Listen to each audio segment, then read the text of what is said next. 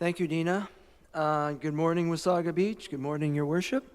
Good morning, Deputy Mayor Bray. Good morning, the rest of the councilors here and all staff. It's my pleasure to call to order the Wasaga Beach Coordinated Committee for Thursday, June 9th, 2022. I don't see any disclosure of pecuniary interest. Always a tough word to say in the morning. However, to fellow counselors, if you find that you do have one during the time of meeting, please consult with the chair of the day, and we'll get that through. Community service section, deputation, presentation, petitions, and public meeting. We do have one on the agenda today. It's a public meeting, Your Worship, and at this time it will be my pleasure to turn the chair over to Councillor Foster to chair the public meeting. Thank you. Thank you, Councillor Kinney. The notice of, this is the proposed draft plan of subdivision PS 0221, proposed official plan amendment OP 0321, and proposed zoning bylaw amendment Z 1221. This is Mackenzie Hall Homes, Royal Beach, Inc. Notice of public meeting was mailed to owners, property owners within 120 meters of the subject property on May 19th, 2022. Two signs were posted along the frontage on the property on May 19th, 2022, and notice was advertised in the newspaper on May 19th, 2022. On June 1st, 2022, a notice was circulated to all agencies, service providers, and school boards by email as prescribed in the Planning Act. The provided 20 days of notice for the planning meeting, and this meeting is therefore properly constituted as required by the Planning Act. The lands subject to the application are legally described as Plan M352, Block 104, Plan 51M798, Blocks 4 and 5. The purpose and effect of the proposed draft plan of subdivision is to facilitate the development of 7 new development blocks to accommodate 31 street townhouse dwellings and permit the extension of Admiral Road to intersect with Blueberry Trail. The proposed effect of the purpose and effect of the proposed official plan amendment is to redesignate the lands from residential to high-density residential and to create a site-specific exception. The site-specific exception would permit a maximum of 31 dwelling units and would find that sections 5.2.6.4 of the official plan does not apply in order to permit driveways for the proposed dwellings to be located on the extension of Admiral Road and Royal Beach Drive, both identified as local municipal roads.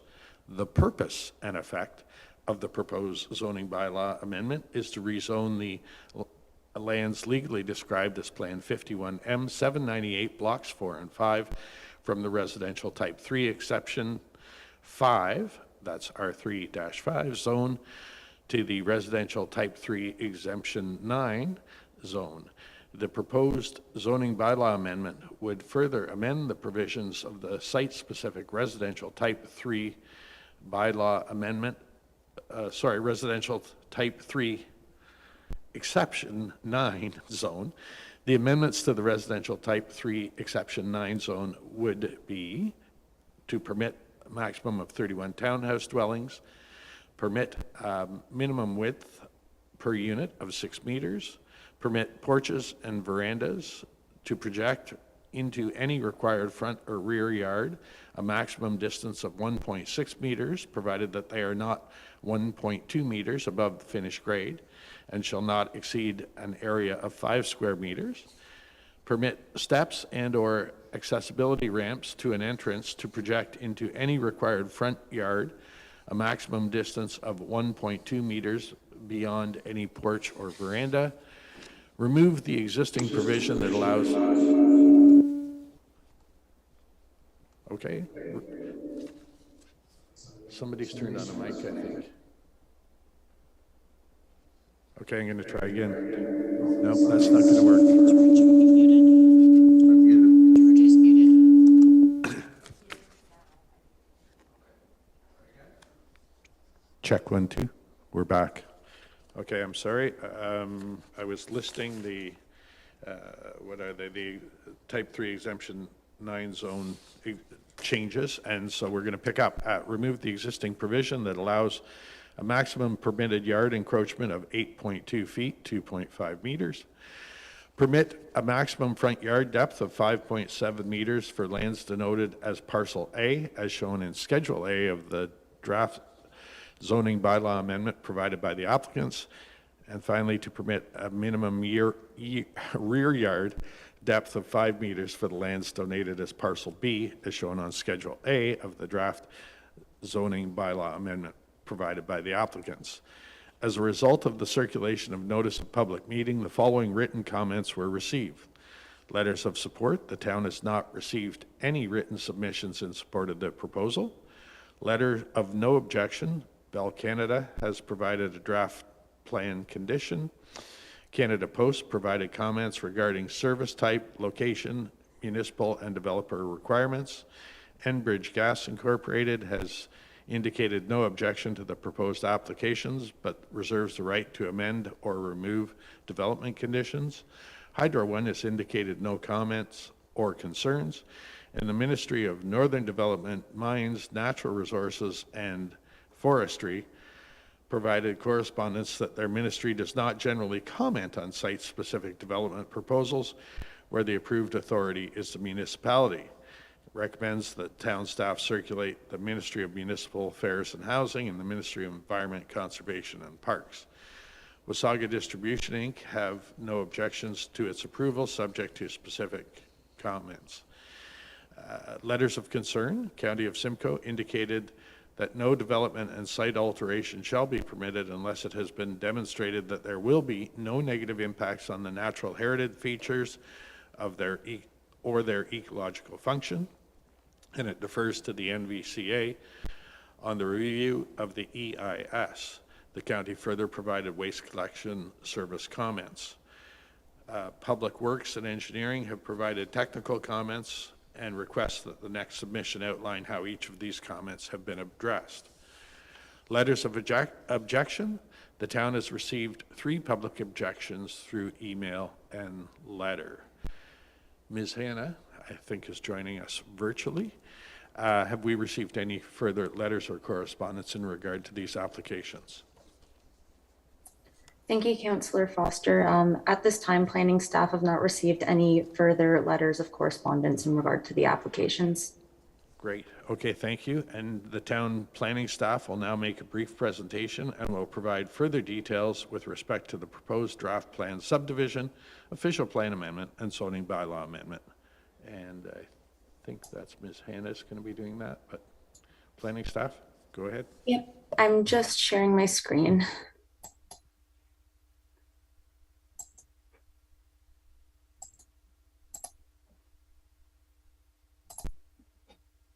Is everybody able to see that there? We are. Okay.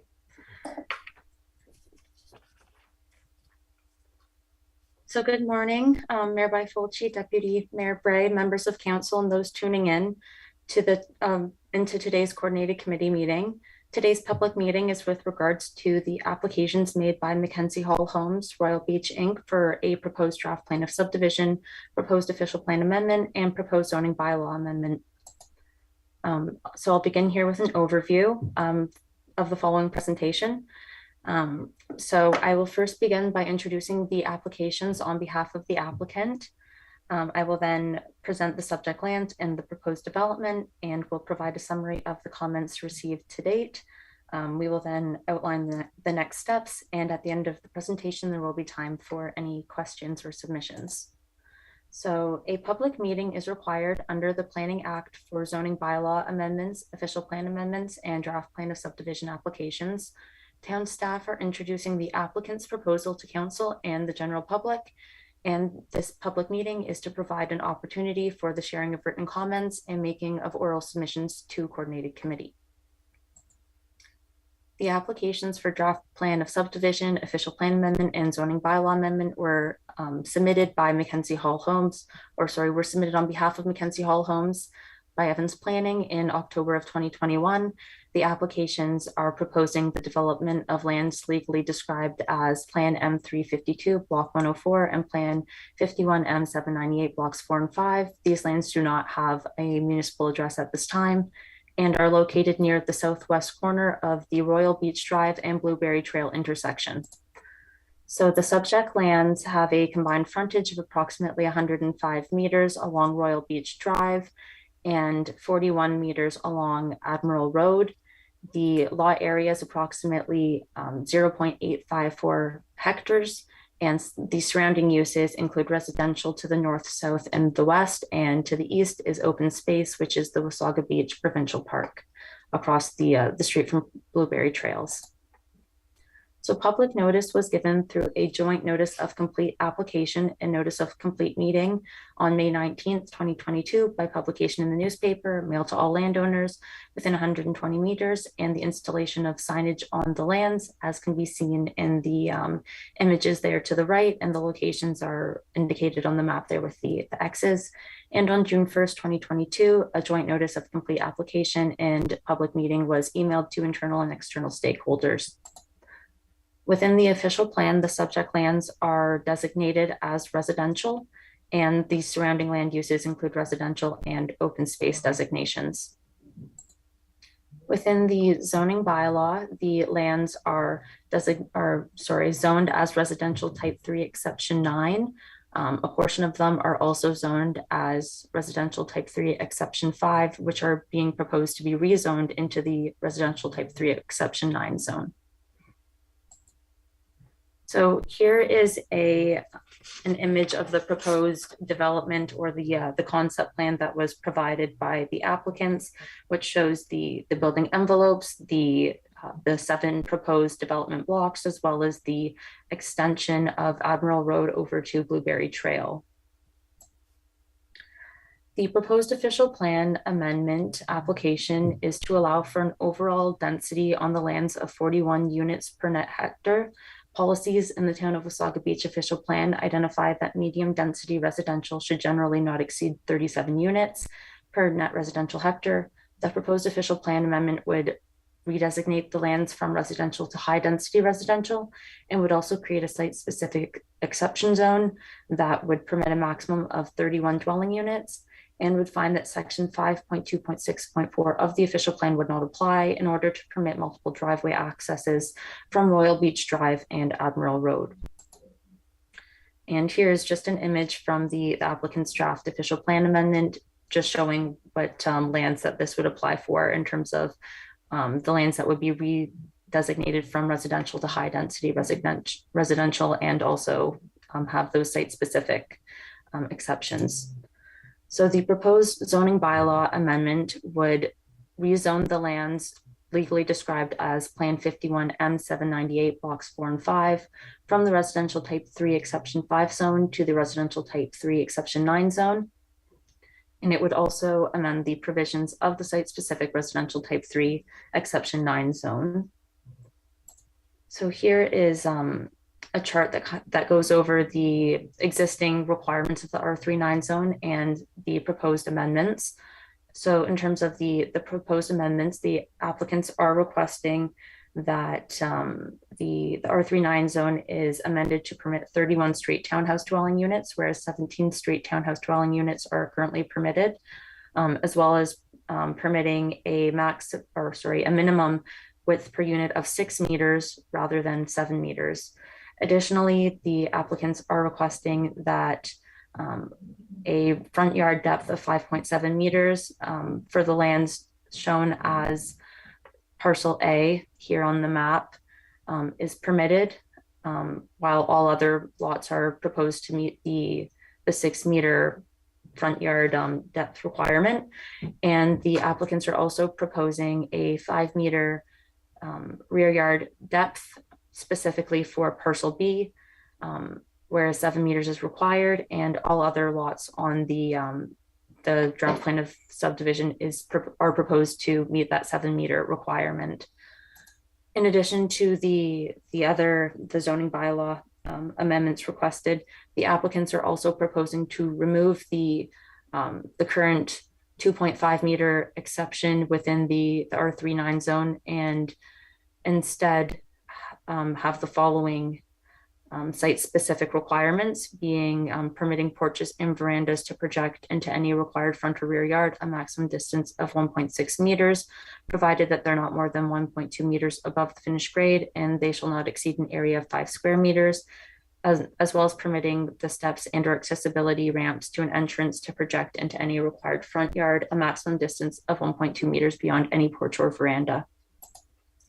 So here's an image of the proposed draft plan of subdivision that shows the 7 blocks as well as the development statistics for the development. In terms of the comments that have been received to date, I'll go through these quickly. So planning staff have received comments from Bell Canada, in which they've provided a draft plan condition. We've also received comments from the County of Simcoe, where they've noted that no development and site alteration shall be permitted unless it's been demonstrated that there will be no negative impacts on the natural heritage features or their ecological functions. And they've deferred to the NDCA for the review of the EIS and have provided waste collection comments. Canada Post has provided comments regarding service type, location, municipal and developer requirements, and Enbridge Gas has provided comments that they do not object to the proposed applications. In addition, Town Engineering has provided technical comments and have taken no position and requests that the next submission addresses the comments provided. Hydro One does not have any comments or concerns. The Ministry of Northern Development, Mines, Natural Resources and Forestry have requested that town planning staff circulate to the Ministry of Municipal Affairs and Housing and the Ministry of Environment, Conservation and Parks. And Wasaga Distribution Inc.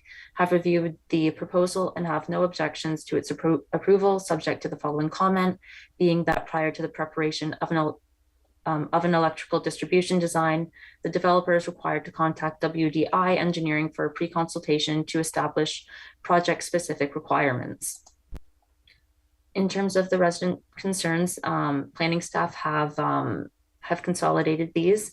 So this includes increased traffic, safety concerns, concerns with the lack of storage space for the proposed dwellings, concerns with the aesthetics of the proposed townhouses, and seeking continuity with the current townhouses on these roads.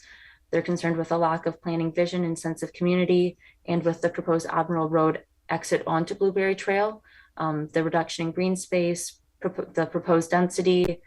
There's parking concerns and concerns with the units potentially being rented on a day, week, or monthly basis. There's noise concerns, as well as concerns with that the development may be started and not completed. And they would also like to know what will be done with the remaining corner lot on Blueberry Trail and Royal Beach Drive and the current mailboxes located there. This public meeting is required by the Planning Act. Town staff are presenting the applicant's proposal. Detailed review of the applications is ongoing but not yet completed, and staff will be providing a recommendation report to council at a later date. In terms of the next steps, planning staff will continue to receive and consider comments from the public, agencies and departmental staff, and planning staff will prepare and submit a recommendation report in the future. So that's everything, and thank you. Thank you very much for that. We will now go to the consulting planners from Evans Planning. Mr. Layton and Mr. Patelli will now make a brief presentation and will provide further details with respect to the proposed draft plan of subdivision, official plan amendment, and zoning bylaw amendment. Gentlemen, the floor is yours. Thank you, Mr. Chair. My name is Adam Layton. I'm a principal with Evans Planning, and as you noted, I'm joined by my colleague, Cesare Patelli. We are the agents on behalf of Mackenzie Hall Homes Royal Beach, Inc., the owner of the lands, the blocks of development blocks described on the M plans, and the proponent of the proposed development applications.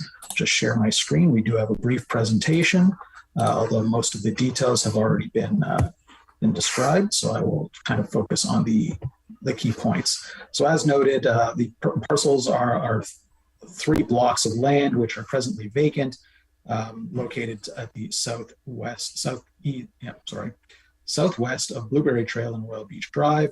I would note that much of the context of to the west, at least south of Royal Beach Drive, has already been developed with a similar form of townhouse dwelling that is being contemplated, particularly along Royal Beach Drive and Admiral Road. The subject property is outlined in red here, as shown on the screen. I guess with respect to the proposed official plan amendment, there is an increase in density, again, based on the definition of net hectare, which discludes the future public road, the extension of Admiral Road, and puts us just over 41 units per hectare. It is noted that if we were to include the road, we would be under 37 units per hectare. And specifically with regard to the redesignation from residential to high density residential, I would suggest that's merely a matter of convenience or clarity. That is that measure of density, and applying that designation to developments of that in excess of 37 units per hectare is the standard practice of the town. There's many ways to do it. It could be, again, through the RESET designation. It could be through just a site-specific policy. In any event, the format of the development remains the same. It is 31 dwelling units, which in all other respects comply with the established minimum lot frontage and area for the properties established through the exception 5 and exception 9 to the R3 zone, which already permits street townhouse dwellings. As shown here, this is the land use designation. The property is currently residential. It will potentially be redesignated to high density residential in keeping with the practice of the town. And as noted by Samantha, the site is split zoned, with it being both a small portion in exception 5 and a small portion and the balance in exception 9. Both zones permit street townhouse dwellings. Exception 5 has a limit of the number of dwellings that can be permitted, as well as exception 9. These were enacted through prior zoning bylaw amendments. And for a matter of convenience, it's contemplated that the entirety of the lands be brought into the R3-9 exception. A prior concept plan that was provided by a past owner is shown on the screen now. I did have to turn it so north is actually to the left of the page. I do apologize for the, we'll go back and forth between this orientation. But as you can see, there was a prior plan for street townhouse dwellings, the extension of Admiral Road, but actually bending back up to Royal Beach. And through our analysis, it was discovered that the proposed plan of subdivision with the realignment of Admiral Road out to Blueberry Trail was still able to meet, as I noted before, the minimum lot area and frontages that were established for the R3-5 and R3-9 zones. They both have the same development standard. So in this respect, while we do technically exceed the density, the proposed development is already consistent with the nature of the built form or lot area and frontages, which have already been deemed to be appropriate for the area and would be consistent with the development to the west and to the south.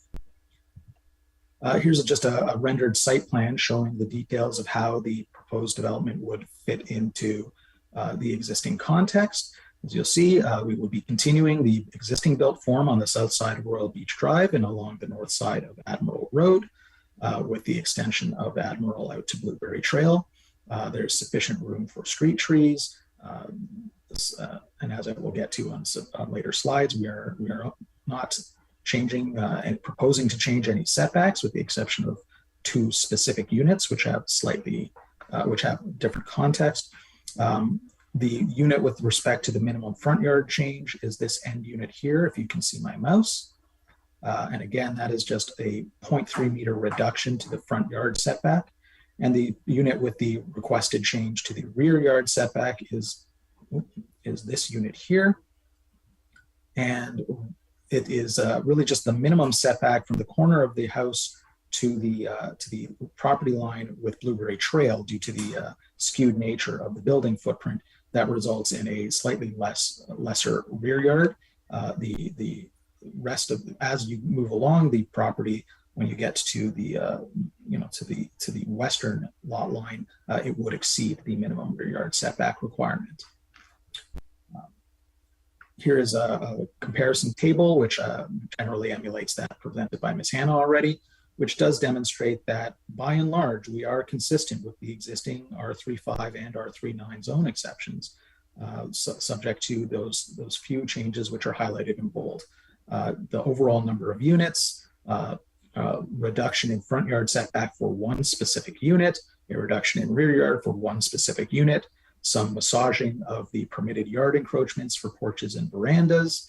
And it was identified actually that a reduction was required to the width of a unit. And I would suggest this is more of a technical amendment. The minimum lot frontage was already established at 6 meters. So perhaps it was kind of just an oversight that to require a minimum unit width of 7 meters, whereas the minimum lot frontage was only required to be 6. So we are cleaning that up with this submission. The conceptual building elevations are shown on this slide. We do have a variety of elevations with different high quality building materials proposed. No changes proposed to building height as established in the zoning bylaw. In my opinion, I mean, design being a subjective matter, my opinion, I do find them personally to be very attractive, and I think they would be a positive addition to the streetscape and the public realm. With respect to the comments that were received from the public, we have had the opportunity to review. I can provide some high-level comments.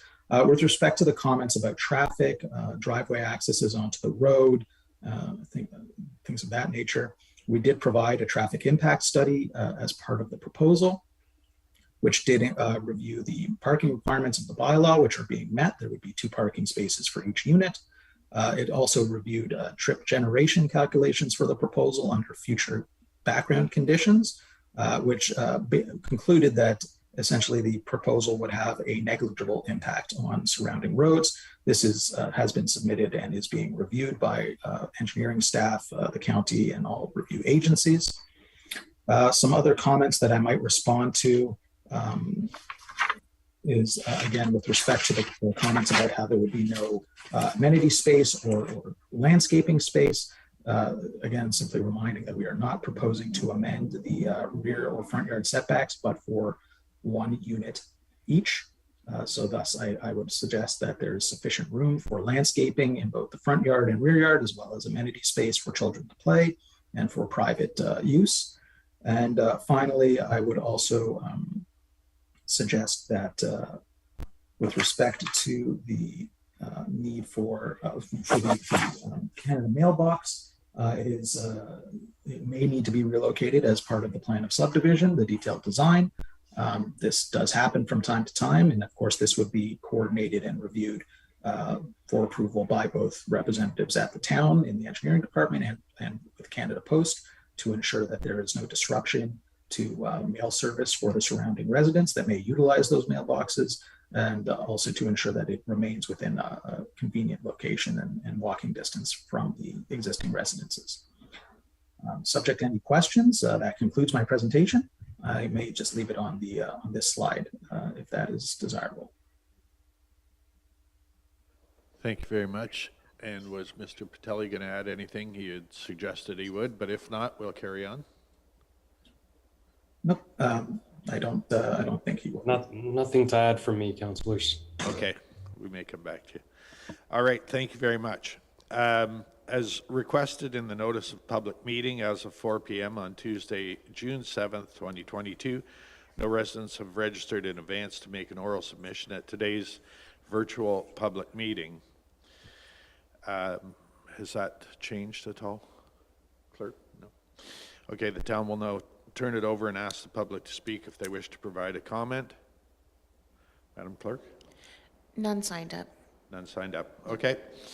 I will therefore ask members of council if they have any questions or comments with regard to the proposed development. Start with Councillor Wells and then Deputy Mayor Bray. Go ahead. Just a couple of, I guess, queries. I do not see anywhere in the site plan as presented any accommodation for snow removal storage. Given the density, snow removal is going to be an issue, I think. So I don't see any place for snow storage, and also for any visitor parking. Again, some of the, I believe part of the other area, there was area set aside for visitor parking since the driveways are single car only. And my third query is, I don't see any accommodation for parkland and/or playground space within the development. I agree your densities are there, but I would have really been more accommodating had I seen some sign of community space, parkland space being provided within the development. Those are my comments. Thank you. Does anyone want to address that? Okay, take it under consideration. Deputy Mayor Bray, I believe you were next. Thank you. My comments are similar. It's with the provincial policy to increase density. I understand what we're doing. It's nice to see an empty lot being infilled, but I did have a concern about public park, because with smaller backyards and smaller front yards, it would be nice to have a shared space for the community and certainly the children. And it's our opportunity, I think, when new development goes in to increase our parkland in town. So parks, please. Thank you for that. Councillor Boulanger, you were next. Thank you, Councillor Foster. I just had a question related to lot coverage. It indicated that it had unchanged at 55%, but based on a previous meeting we had, I just wanted confirmation if that's including the deck sizes that were indicated and any front yard ramps, if they are accommodated within the 55%, or whether or not that would be increasing the lot coverage beyond 55%. Thank you. Ms. Hanna, do you have an answer to that? So in terms of our zoning bylaw, the 55% would include any porches attached to the dwelling. I'm not sure whether Mr. Layton had anything to add to that specifically from their development. No, I would note you're correct. We are not changing the coverage, and I believe the calculations for the proposed dwellings would be consistent with the provisions of the bylaw, which do include the porches within that coverage. Thank you for that. Ms. Hanna, don't go away. I have a question if there's nothing else from council. I just want to be clear on your presentation, the final screen you have about next steps, and there's a timeline. There's an application processing timeline. We are somewhere between the very first application received and the application deemed complete. That's where we are right at this moment, correct? So right now we've received the first submission from Evans Planning, and we're at the public meeting stage. So Okay. in terms of, I guess, next steps, we would be seeking a second submission. I hope, does that answer? It does, I guess, but we have not, the review is not yet complete, is the point I'm getting at. Yeah, so there would be following submissions. Okay, thank you very much for that. If there's nothing else from council, I'll carry on for a moment.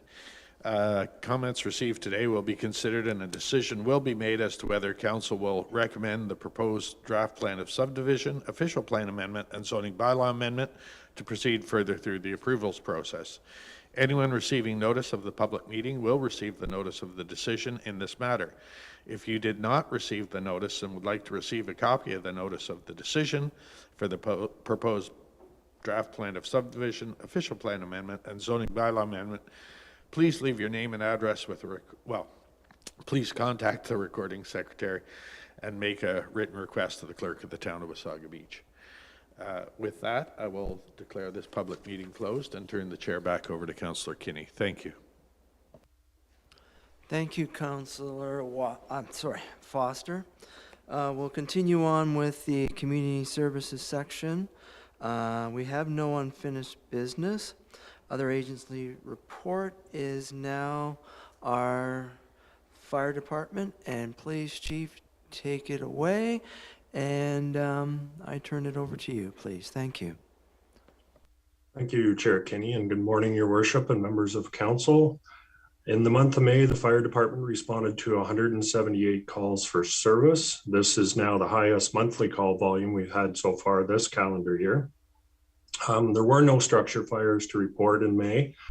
However, with respect to notable occurrences, we did respond to a distress call on May 20th at approximately 4:30 p.m. 2 paddleboarders in the bay called 911 when, after trying for quite a while to make it to shore, they continued to drift further out. There were very strong offshore winds, making it difficult to get back to shore unless you were under power of a motor. By the time we were called, they were so far offshore, it was difficult to see them even with binoculars. Our boat was launched and the 2 were rescued and brought to shore. There were no injuries and both were wearing life jackets. And it's a good thing they had a cell phone with them, or the outcome may have been not as good as it turned out to be. The lesson here is to be aware of the wind conditions and avoid being out on the water on inflatables or paddle boards when the offshore wind is that strong. We have already responded to a structure fire this month on the 3rd of June, so last Friday. The fire was in the kitchen of the small Mexican restaurant at the corner of Main Street and River Avenue Crescent. Call came in shortly after 4 a.m. with a report of visible flames. On arrival, firefighters could see the flames through the window into the kitchen. Crews made entry, knocked down a small fire that was actually almost extinguished from water coming out of a plastic water pipe that had melted from the heat of the fire. So it worked much like a sprinkler system would in a house. The cause of the fire was due to an electric steaming table that had been left on. And last week on Thursday, Friday, Saturday, the fire department had one of the new mobile live fire training units that's owned by the province. This unit provides a version of live fire training that was previously offered at the Ontario Fire College in Gravenhurst, which now, as we know, is permanently closed. The mobile unit was booked by our training officer months ago and provided us 3 days of live fire training for the firefighters. So it went well. And just finally noting the wildland fire danger rating in Wasaga Beach is currently at low with all the rain we've had. So that concludes my monthly update, Mr. Chair. Thank you, Chief. Any thoughts, comments from council at this time, please? Not seeing any, and that's a good sign, Chief, because obviously your people are doing a fantastic job. I have just some thoughts. The training that the province in their mobile mechanisms, is that a good use? Is it something that maybe the province, you said you had to book it 3 months in advance? Would that be something that if they had more would be more useful? I mean, maybe my question is silly because more training is always better. Just your thoughts, Chief, on that, if you don't mind. Thank you, Councillor Kenny. Yeah, right now they have 2 units. These units, I understand, come in at a cost of about $800,000 to have them built. They started with a sea container and then outfitted it to provide, like it's a propane powered unit. So it doesn't give us the exact same training we had up at the fire college when we were able to have more of a live burn where you burn a combustible material and get more smoke and stuff.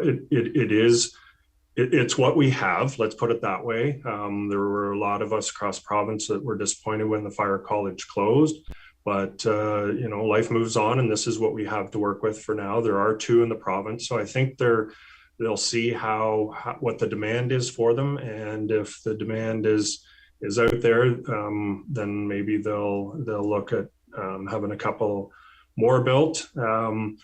Right, there was no cost to us at this time. That's another thing we have to watch as they trial this and discuss it. I won't be surprised to see the municipal fire departments having to pay for these, where previously up at the fire college was a nominal fee to send somebody up there. We're hoping that they keep that in mind and these units continue to be affordable. So, but it is what we have now. The college is closed, that ship has sailed. This provides us some live fire training. Thank you, Chief. Fantastic response on a question that was hard to answer. I just want to note that great thanks to your team for another great month of keeping our community safe. Thank you. Thank you. At this time, I'm going to read the motion and ask for a mover and seconder. Resolve that the Community Service Section of Coordinated Committee receive the May 2022 Fire Department report for information. May I have a mover and seconder? Councillor Foster and Councillor Belanger. All in favor? That's moved unanimously, 7-0. Now I'll move into the consent agenda. I'm not seeing anything pulled. If at this time any council member would like to pull something, I will accommodate that request. Quick view, no, not seeing that. So again, I will read the motion for the consent agenda. Resolve that the Community Service Section of Coordinated Committee, excuse me, hereby receive the June 9th, 2022 consent agenda items 3.4 through 3.6, and that all the recommendations contained therein be adopted, excluding agenda items pulled from the motion and voted on separately. May I have a mover and a seconder, please? Her Worship and Deputy Mayor Bray, all in favor? That passes unanimously 7-0. And at this time, I would be my pleasure to turn the chair over to Councillor Watson for his committee. Thank you. Thank you, Councillor Kinney, and good morning, Wasaga Beach. We are now in the Public Works section of Coordinated Committee. At this time, we have no deputations, presentations, petitions, or public meetings. We have no unfinished business. There are no other agency reports.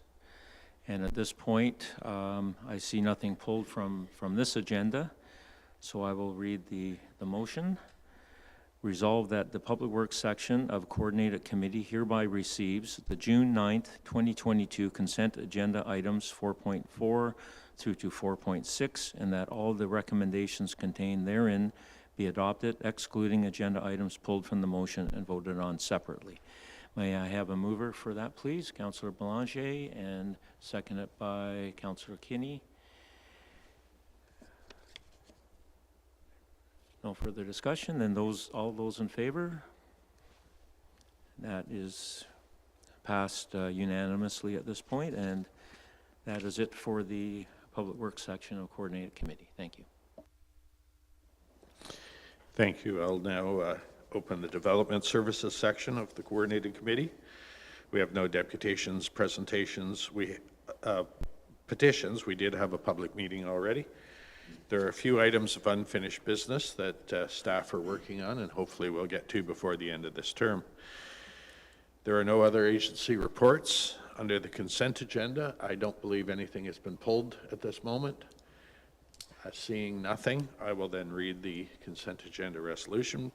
Resolve that Development Services section of the Coordinated Committee hereby receives the June 9th, 2022 consent agenda items 5.4 through to 5.6, and that all recommendations contained therein be adopted, excluding agenda items pulled from the motion and voted on separately. And as I noted, there were none today. Look for a mover and seconder, please. Moved by Councillor Wells, seconded by Councillor Kinney. All those in favor, please. And that's carried unanimously. Thank you. I'll send it to Deputy Mayor Bray. Thank you. Moving right along, we are in the General Government Services section of Coordinated Committee. Today, there's no deputations, presentations, petitions, or public meetings, no unfinished business, no other agency reports, and our consent agenda reads as follows. Resolved that the General Government section of Coordinated Committee hereby receives the June 9th, 2022 consent agenda items 6.4 through to 6.6, and that the recommendations contained therein be adopted, excluding agenda items pulled from the motion and voted on separately, of which I see none. If I could have a mover and a seconder, please. Councillor Foster, Councillor Wells, all in favor? And that motion carries. So that leads to closed session. Resolved that pursuant to Section 239-2C of the Municipal Act 2001 as amended, the next portion of the June 9th, 2002 Coordinated Committee meeting will move into closed session to discuss the proposed or pending acquisition or disposition of land by the municipality or a local board. If I could have a mover and a seconder, please. Mayor Byfolchi, Councillor Watson, all in favor? And that motion carries unanimously. Madam Clerk, if you would let us know when we're in closed session.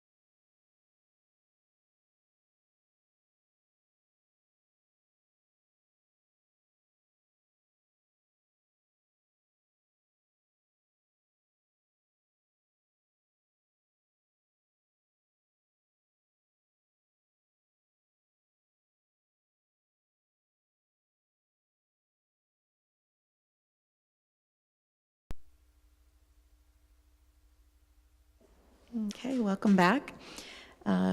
Returning from closed session, we have one motion to read, that the General Government Services section of Coordinated Committee confirms the direction provided in closed session to the Director of Public Works pertaining to a property matter. Could I have a mover and a seconder, please? Councillor Foster, Councillor Wells, all in favor? And that motion carries unanimously. And with that, this meeting is adjourned. Have a wonderful day.